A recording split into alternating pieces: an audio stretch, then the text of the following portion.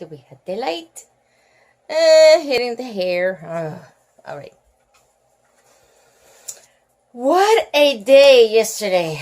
Oh, just took a shower.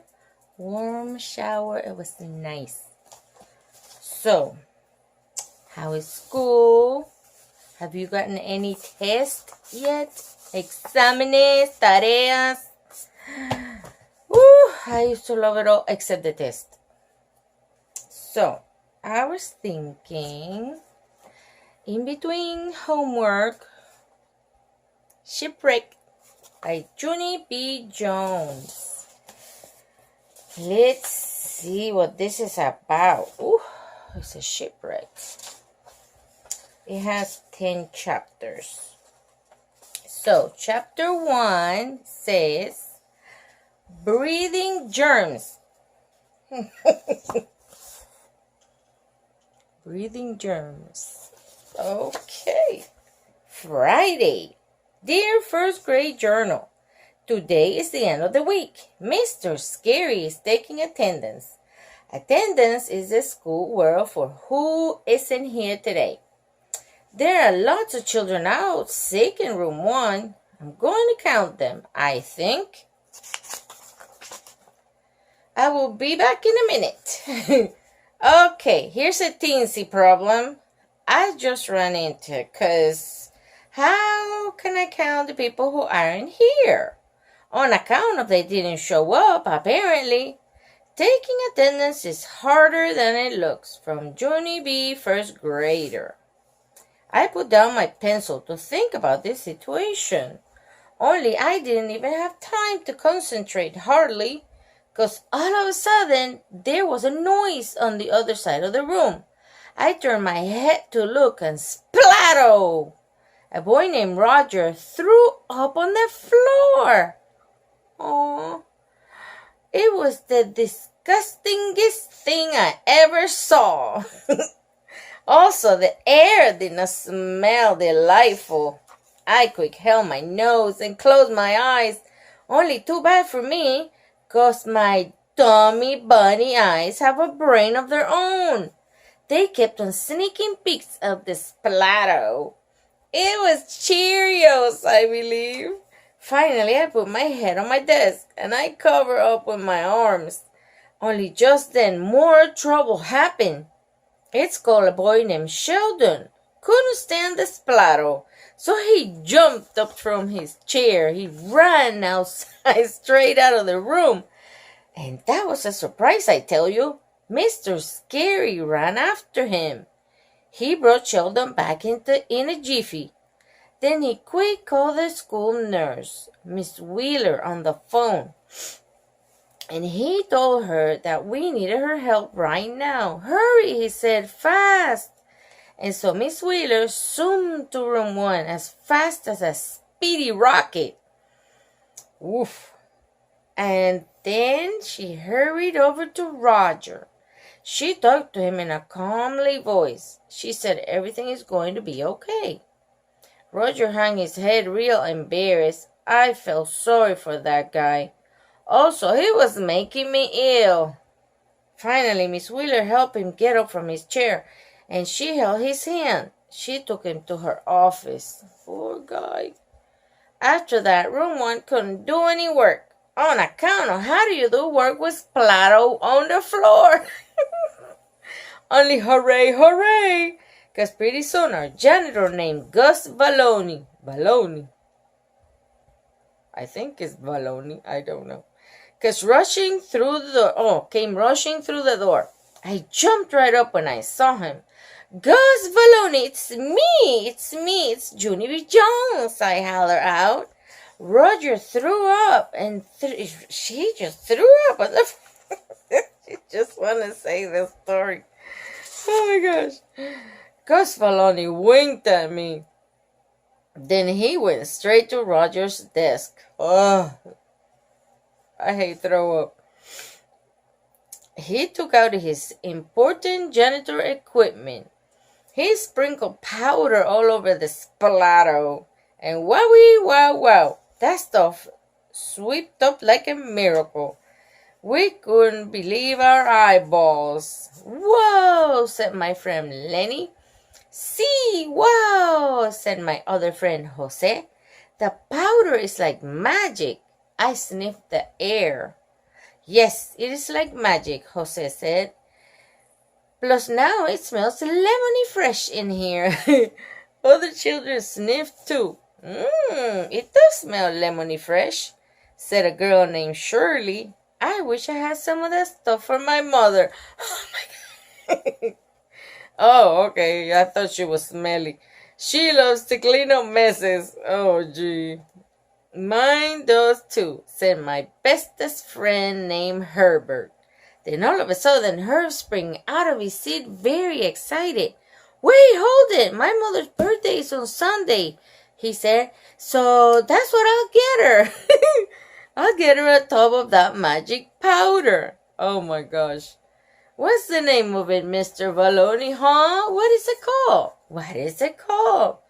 Gus Valoni's face went kind of funny. He glanced his eyes at Mr. Scary and then the thing just shut off by itself. I don't know why that happened. Anywho, we'll continue. Okay. Where was I? Now I lost it. Gus Valoni's face went kind of funny. He glanced his eye at Mr. Scary, then back at Herbert again. Finally, he ran his fingers through his bald hair. Bald hair? Okay. Oh my gosh. And he said the name of it, vomit absorbent. Oh, that name. He's like kind of quiet. It's called vomit absorbent. At first, Herbert just stood at his desk very frozen. He did not say any words. Then after a minute, he did a little shiver, and he sat back down. Maybe I'll just draw her a picture, he said. Gus Valoni nodded. Then he packed up his stuff, and he waved goodbye to room 1, and Mr. Scary walked him into the hall. Ugh, I wouldn't want to get powder for vomit. Ugh. While he was gone, Sheldon put his lunch sack on his head. As soon as Mr. Scary saw it, he tried to take it off, but Sheldon held on tight. No, don't. I need this, he said. If I stay in here, I won't catch Roger's germs. Oh, he's scared that he's going to get sick. I raised my eyebrows at that remark. Yeah, only I don't get it, Sheldon, I said. How can you catch Roger's germs? Because Gus Valoni just swept them up in his bucket, remember? Sheldon talked to me through his bag. Oh, sometimes you get tongue twisted. Roger's germs aren't just in the bucket, Junie B, he said. Whenever somebody throws up, their germs shoot out in the air all over the place. Then if somebody else breathes that same air, those germs can get sucked up right out their nostrils. I did a little cringe at that information. Then I looked around in the air. Very slow, I lifted my hand, and I closed my nostrils. Room 1 watched me. Oh my goodness, look, he's got that bug. Oh, gee. Because they don't want to get sick. Then one by one, they closed their nostrils too. And so all of us held our noses tight with our fingers. We didn't breathe for the whole rest of the morning. Well, they had to breathe somehow through their mouth. Chapter 2, letting go. And it's not easy to hold your nose and eat a sandwich. Oh my gosh. You cannot swallow good like that. Also, you can't actually breathe. The reason I know this is because room 1 kept on holding our noses while we ate lunch. My ears felt blocked when I chewed. I tapped on my friend Herbert. I'm not enjoying my cheese sandwich today, I said. Me too, said Herbert. I am not enjoying my sandwich too. Plus, I don't even know what I'm eating. I can taste it. 'Cause I can't taste what's under my lip. Thing did it again. I have enough space. It says that I don't have enough space. Oh my goodness. Don't give me that. Okay. I don't even know what I'm eating because I can't taste what's under my lettuce. I thought for a minute. Then I tapped on him again. Yeah, only what if you're eating something you hate? I said. Herb thought too. Then he quickly put down his sandwich and he lifted up his bread so both of us could see. We leaned our heads in real close. Lenny and Jose leaned their heads in too. Said Jose, this is only a guess, but I think it's tuna salad. Lenny shook his head. I'm thinking ham spread. Herb made a face. I'm thinking I'm done, he said. After that, he got out his apple. He tried to take a bite, only he couldn't actually get it in his mouth. On account, it was still holding his nostrils. Finally, Herbert got frustration in him. I give up, he grouched. Oh my goodness, look at that. They're pinching their nose. Okay. Then he let go of his nose and he breathed in a big sniff of air. Air, he said. It looked good to do that. I let go of my nostrils and breathed too. Air, I said. Next to me, May's whole mouth came open. She did the cuckoo sign at us. You two are crazy to do that, she said. Dirty, nasty germs are getting sucked right up your nose this very minute, I bet. I looked surprised at that news. Really, May? Thank you for telling me that. Then I leaned over next to her, and I breathed out my nose air on her shoulder. There, all gone, I said. May did a gasp. Ew, ew. She hollered real loud. She jumped right up, and she tattletailed to Mr. Scary at the front of the table. Mr. Scary! Mr. Scary, Junie Jones breathed nose air on my shoulder, and now I've got germs on me, she yelled. Mr. Scary kept on eating his lunch. He was pretending May was not there, I believe. May kept on tapping on his arm, and she wiped her shoulder. Nose air, nose air, nose air, she hollered in his ear. Finally, Mr. Scary stood up real calm. He walked May back to her seat. Boys and girls, I know that many of you are still worried about what happened to Roger this morning, he said. I promise that we'll talk more about this after recess, okay? Right now, I want all of you to release your nostrils and eat your lunch. He stood there and waited. One by one, all of us let go of our nostrils.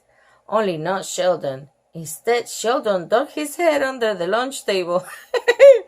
He said he was looking for his pickle. I picked at him under there. He was hiding under his napkin, holding his nose. When the bell finally rang from recess, room 1 was the first class out the door. Fresh air! They started screaming, fresh air! We shouted very joyful. Then all of us breathed big snores of breath. It again.